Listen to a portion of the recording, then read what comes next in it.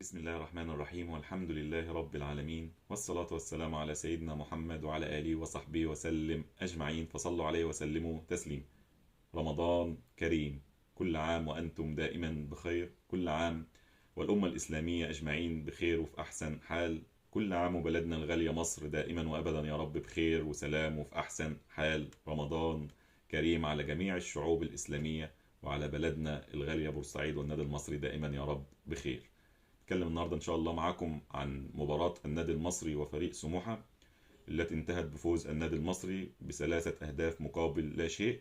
طبعا كانت اول لقاء لجهازنا الفني الجديد بقيادة الكابتن انيس بوجلبان اللي بنقول له نورت النادي المصري وبداية موفقة. والفوز طبعا في المباراة الاولى على فريق سموحة بمقابل يعني ثلاث اهداف مقابل لا شيء. طبعا انا شايفها بدايه موفقه طبعا الحمد لله، وبدايه ان شاء الله تقدر ان انت تبني عليها. الدوري والدور الثاني هيكون صعب ان شاء الله. النادي المصري والجهاز الفني يكون على قد طموح الجمهور والاداره باذن الله، وان شاء الله يكونوا موفقين. حبينا طبعا ان احنا نشكر الكابتن انيس بوجلبان ونرحب بيه برضه، يعني بنشكره على اللقاء الاول ان شاء الله، وان شاء الله بدايه موفقه. ونرحب طبعا بالكابتن انيس بوجلبان التونسي المحترم، ابن تونس الشقيقه، هو وجهازه الفني. نورت النادي المصري، وان شاء الله تكون موفق مع النادي المصري وعلى قد طموح جمهور النادي المصري، ان شاء الله يكون موسم خير علينا وحصد بطولات باذن الله. طبعا ما ننساش برضو يعني نوجه الشكر طبعا للكابتن علي ماهر على الفتره الماضيه طبعا واللي قضاها مع النادي المصري طبعا على مدار موسم ونص يعني بالموسم ده، وفتره طبعا سابقه في ولايه سابقه طبعا اخرى. طبعا يعني الكابتن علي ماهر من على المستوى الشخصي انا طبعا بحب الكابتن علي ماهر، شخصية محترمة، اشتغل بحب ويعني اشتغل في النادي المصري بحب واشتغل بشكل كويس في النادي المصري. قدر النهارده ان انت وصلت افريقيا من الموسم الماضي نهائي في المربع الذهبي، وصلت لدور 8. فطبعا يعني الكرة بقى كرة القدم توفيق وعدم توفيق. فترة كنا موفقين مع الكابتن علي ماهر، لكن في المباراة الأخيرة طبعا ما كانش فيه توفيق، كان في نتائج ما هيش موفقة، لكن هي دي كرة القدم. لكن على المستوى الشخصي جمهور النادي المصري بيقول للكابتن علي ماهر يعني احنا بنحبك، وطبعا نتمنى لك التوفيق باذن الله. نتمنى طبعا لنادينا الغالي النادي المصري التوفيق باذن الله. نتكلم بقى على طول كده في المباراه عشان حتى لا نطول على مسامعكم يعني كده ونكون ضياف خفاف. لو هنتكلم على تشكيل النادي المصري اللي بدأ به الكابتن انيس بوجلبان المباراه امام نادي سموحه، بدأ بتشكيل مكون من في حراسه المرمى محمود جاد، اثنين مساكين خالد صبحي محمد هاشم، باك يمين كريم العراقي، باك شمال عمرو سعداوي، اتنين نص ملعب ارتكاز صمادو ومحمد مخلوف، ويتقدمهم كصانع لعب كده متحرك عبد الرحيم دغموم، هاف شمال فخر الدين بن يوسف، هاف يمين احمد عيد، رأس حربة وحيد صلاح محسن. ده التشكيل اللي بدأ بيه الكابتن انيس بوجلبان لقاء المصري وسموحه. انا شايف طبعا الكابتن انيس بدأ يعني التشكيل مكون مختلف شويه عن طبعا عن الفكر في اللعيبه كانت بتلعب بيه في المباراه السابقه. طبعا يعني التشكيل يعتبر 3 5 2 بمتغيراتها بقى، يعني ممكن بتلاقي اصلا التشكيل ممكن حسب بقى ايه وظائف اللعيبه في الملعب، لكن على الورق كده ممكن 3 5 2، وبتتغير الخطه طبعا يعني من المباراه اللي شفناها في سموحه وقراءه المباراه ممكن بتقلب ل 4 4 2. وطبعا ده التشكيل يعني الخطه اللي بيلعب بها الكابتن انيس حتى في الفرق اللي طبعا مرنها قبل ما يجي النادي المصري، كان بيلعب بخطه 3 5 2 بمتغيراتها بقى في الملعب وحسب وظائف اللعيبه. فالتشكيل ده اللي بدأ بيه الكابتن انيس بوجلبان. انا شايف بقى المباراه لو كده في ملخص للمباراه سريعا كده اقوله مع حضراتكم، ملخص لمباراه النادي المصري وسموحه. النادي المصري طبعا بدأ المباراة بسيطرة من أول 5 دقايق، نزل مسيطر على الملعب. اللعيبة طبعا كأي لعيب مصري عايز يثبت نفسه للجهاز الفني الجديد، واللعيبة كلها عايزة تقول إن هي موجودة. وطبعا كانت اللعيبة موفقة في المباراة، والحمد لله النادي المصري قدر يفوز بثلاثة أهداف مقابل لا شيء. اللعيبة طبعا تريد إثبات نفسها للجهاز الفني الجديد بقيادة الكابتن أنيس بوجلبان.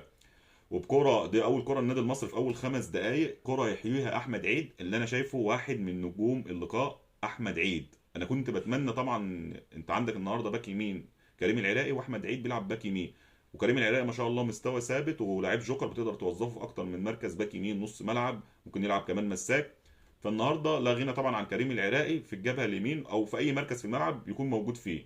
طبعا احمد عيد انا استفاد باحمد عيد، لعيب دولي، لعيب طبعا يعني كويس جدا جدا ولاعيب منتخب مصر.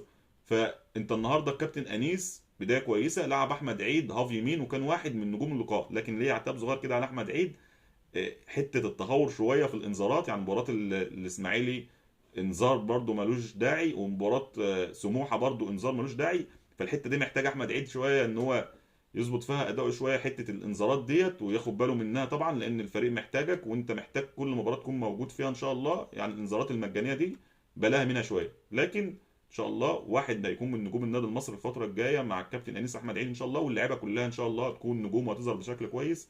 طبعا صلاح محسن رجع للتهديف طبعا وجايب هدفين في المباراه، نتكلم برده واحد من نجوم اللقاء ومن نجوم النادي المصري. لكن انا شايف ان احمد عيد المباراه بيبداها اساسي وبيلعب في الهاف اليمين وكان كويس جدا جدا. فبرضه يعني هنتكلم كده، احمد عيد طبعا في اول 5 دقائق كره طبعا يحييها احمد عيد، منه طبعا كره كده قطعها من ناحيه اليمين بصاها لمحمد مخلوف، ومخلوف تغييره ملعب ولا اروع، واستلامه ولا اجمل من فخر الدين بن يوسف. الاستلامه طبعا بتاعت فخر الدين بن يوسف هي الهدف طبعا من فخر، بصاها طبعا تمريره كده وبصه صغيره كده لعمرو سعداوي، وعرضيه من عمرو سعداوي. طبعا وحشتنا عرضيات عمرو سعداوي اللي بنشوفها بتخلص باهداف. لعبها بشكل كويس جدا كده عمرو سعداوي، وقدر يرتقي عليها صلاح محسن ويحرز صلاح محسن بعد 5 لمسات من اللاعب المصري في اول 5 دقائق الهدف الاول للنادي المصري. طبعا سيطر المصري على مجريات المباراه، وسيطره اخرى طبعا على فترات لفريق سموحه، لكن بدون خطوره حقيقيه على مرمى فريق النادي المصري.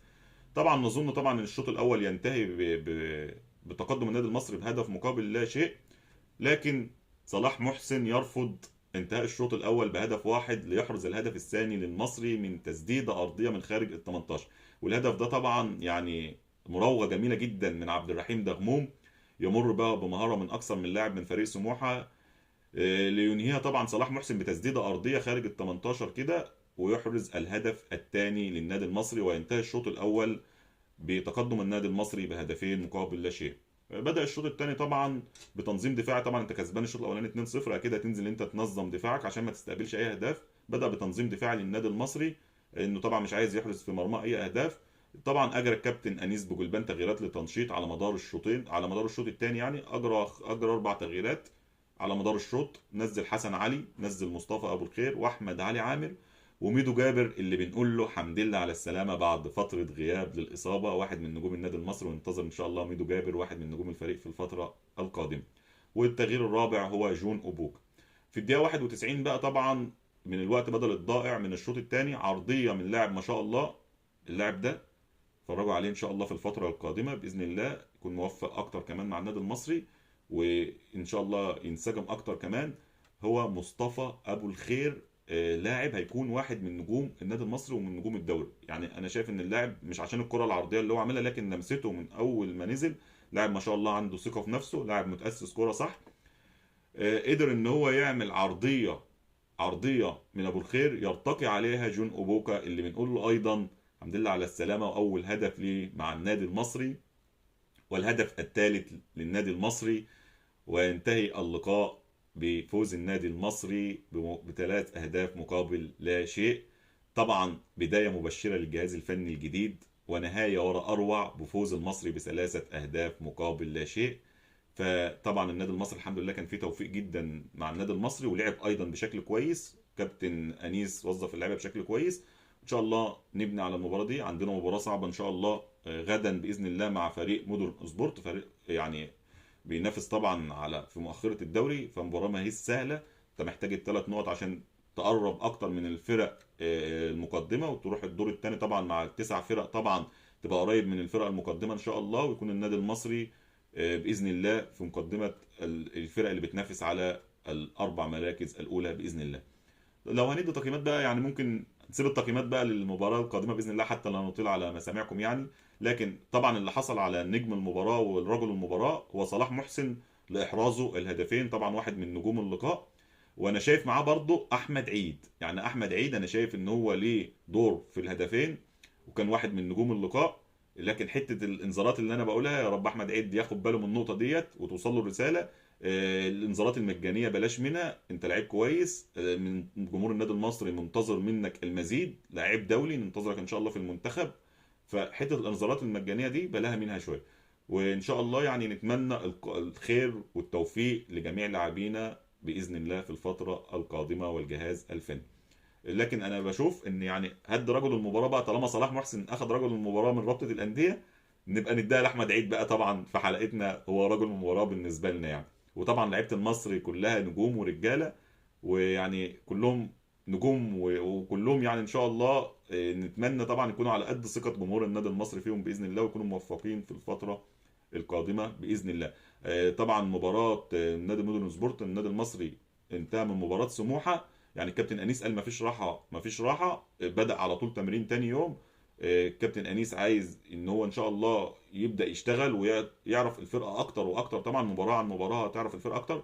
وبرده رساله لجمهورنا الغالي، كرة القدم 3 نتائج هتمر عليهم: مكسب، تعادل، هزيمة. ده بقولها مع أي حد، ولازم توصل مع أي جهاز فني.